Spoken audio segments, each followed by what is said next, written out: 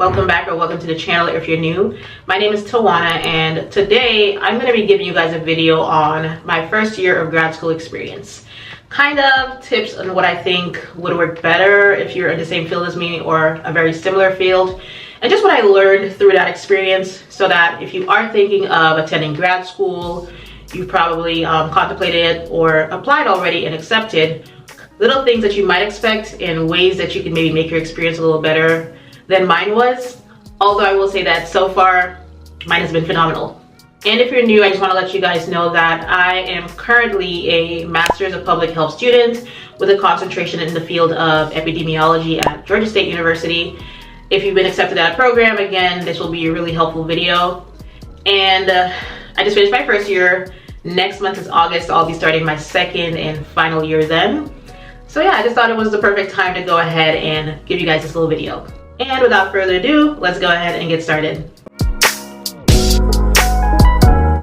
So the first point I want to make about grad school is that I feel like for my concentration, again, my field, is that the first semester is much easier than the second one.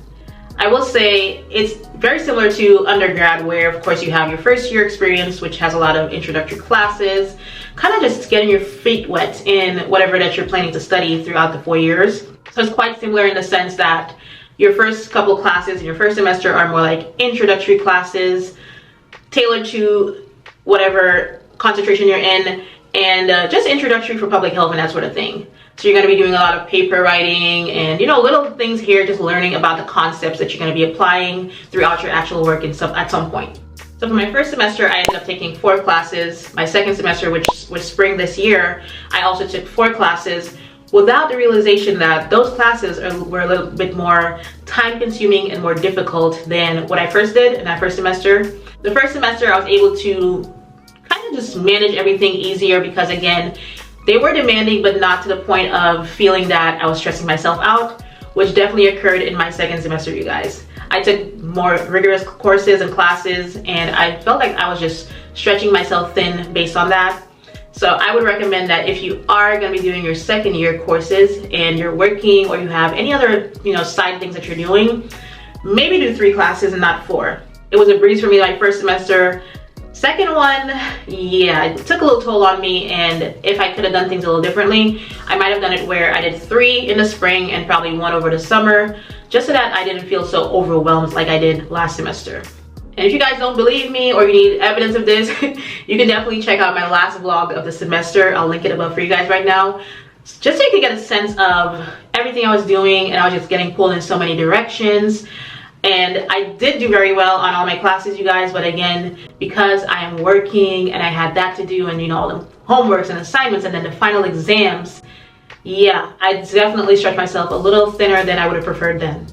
So that's why I just recommend that if you are taking those type of courses, speak with your advisor first of all, so that they can probably tell you if you can handle that course load or not, if they think that you know yourself better than anybody. So if you think, you know what, I still think I could do these things based on my, personal time management skills and so forth, then go right ahead, you guys. But honestly, yeah, kind of spread it out as much as you can so that you're not overwhelmed and stressing yourself out like I did. Another thing that I would recommend or just state in general is don't sign up for every club as soon as you start grad school, you guys. I know there's a big focus in undergrad where it's like join clubs and committees and that sort of thing, so you can add that to your resume and everything like that. But in grad school, because the coursework, your workload, and everything else that you might have going on might be a lot for you, I wouldn't recommend that you sign up for 2, 3, 4 different clubs or commitments in addition to your schoolwork.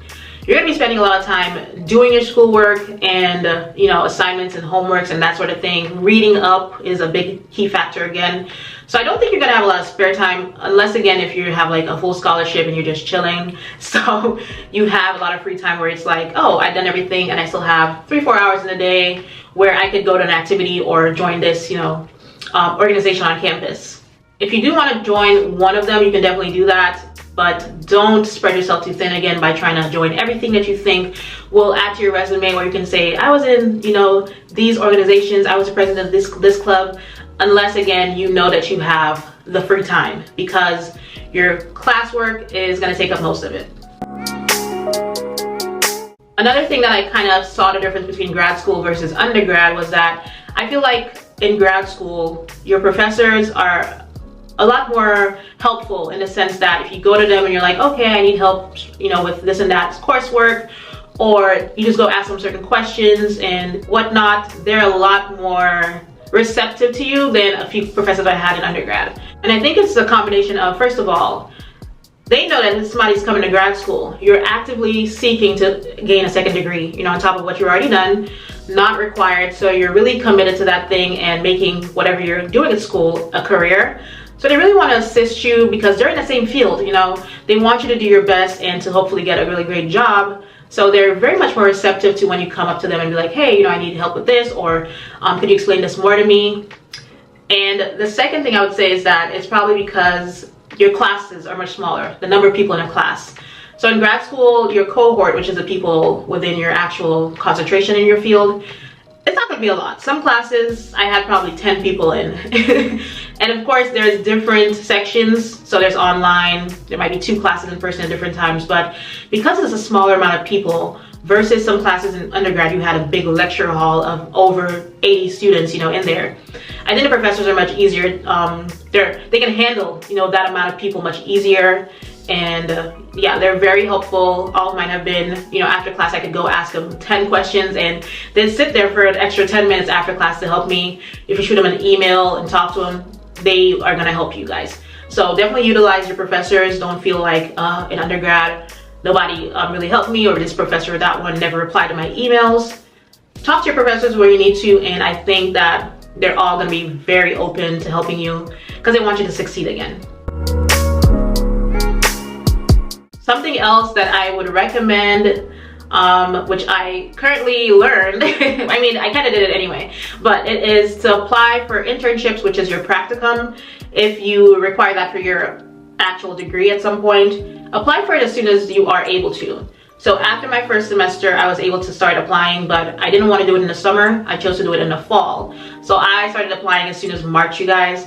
Now that I think about it, maybe I should have started, since the semester in January, when they told us that we can go ahead and find an internship opportunity to work in. It's just because there's so many other students, of course, that are looking for these opportunities. I'm sure that companies are a little overwhelmed when they get, 50 different students sending in resumes or applying to these things. So the sooner you can, the better. Thankfully, I was able to get 2 interviews, you guys, and by the time you've seen this video, I had 2 offers for both of those interviews, but it did come later towards the deadline for my internships, because they do give you a deadline where you have to put in the paperwork saying that, hey, I've applied to this is the internship I'm going to be doing for practicum, and if you don't meet that deadline, then you can't do it for that semester. Again, this is in my field and concentration, of course, so it might be a little different for whatever you might be doing in grad school, but I would say double check if that's the case with, your advisor, professor, whatever it might be, and apply as soon as they tell you that you have the green light to find an internship and line something up, you guys. Another thing I've learned, I think I've learned this not only in grad school, but just going to college and school in general, but it's something to keep in mind as well for grad school. Make a friend or 2 within your classes, you guys.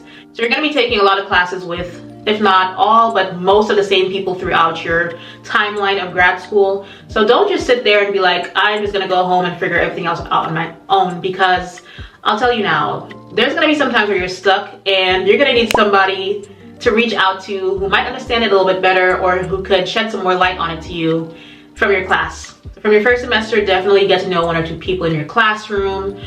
Thankfully, I've met, I would say, at least 5 to 6 great people, and whenever I was not sure about something or I needed some clarification, because some of them are super smart. Obviously, I'm not knocking myself, but some people just pick up certain things better than you might have.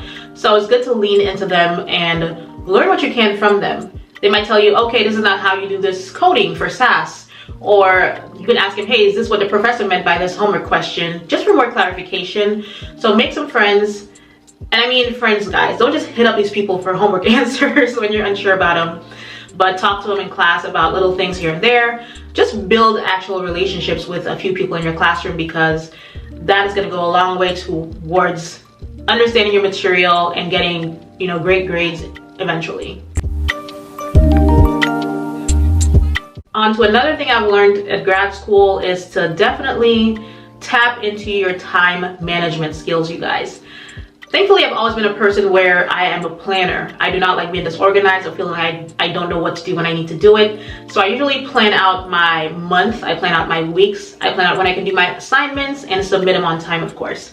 So you need to tap into those skills if it's not your strong point right now, because you're gonna need them. The more classes you're taking, there's gonna be different assignments or discussion posts or papers, things that are just due throughout, the semester. And you wanna keep on top of that because a little thing could affect your grade. Any little point that you lose or miss an assignment could affect your grade.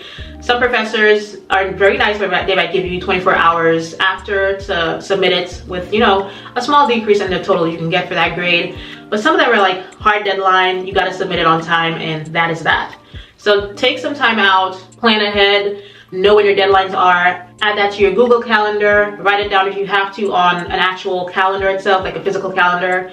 I do both just so that I have, that extra caution that I'm not gonna miss anything. But it is still possible because, again, if you don't double check your dashboard for your school, it's possible to still miss a deadline or two. So I'll give you guys this instance where last semester for my FE class, the professor, we had a quiz due. We had quizzes, I think, every 2 weeks or so. And the quiz is due usually on, I think, it was usually due on a Thursday night because the class was on Thursdays. So we had a week to do them.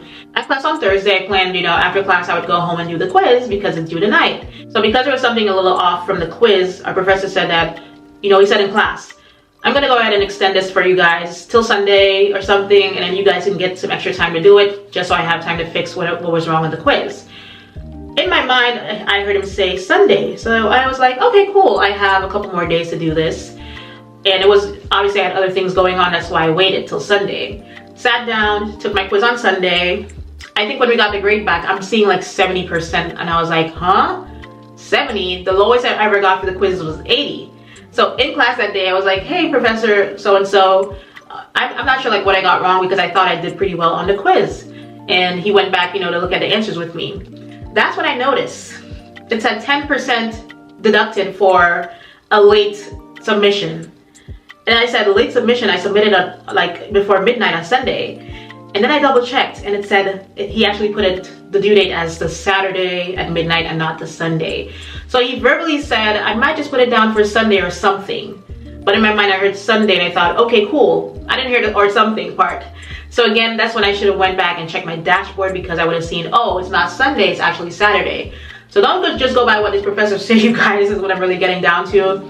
Check your deadlines, pay attention to them, and try to submit those things, on time, of course. So just so you're not losing any arbitrary marks on anything. But I will say that those are what I've learned so far in grad school, or little tips that I have for anybody who's going to be starting soon, planning on attending.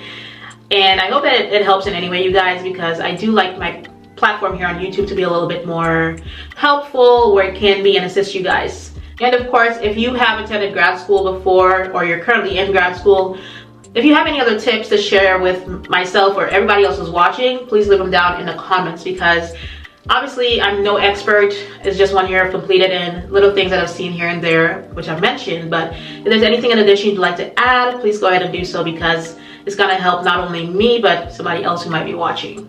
So if you made it all the way to the end of this video, I do want to say thank you for watching. Stay tuned on my channel. You guys know I do like grad school vlogs. I do tips on different things. It's a whole mishmash of every little thing here, guys. But stay tuned for some more videos and content on my channel. Thanks again, and until next time, bye guys.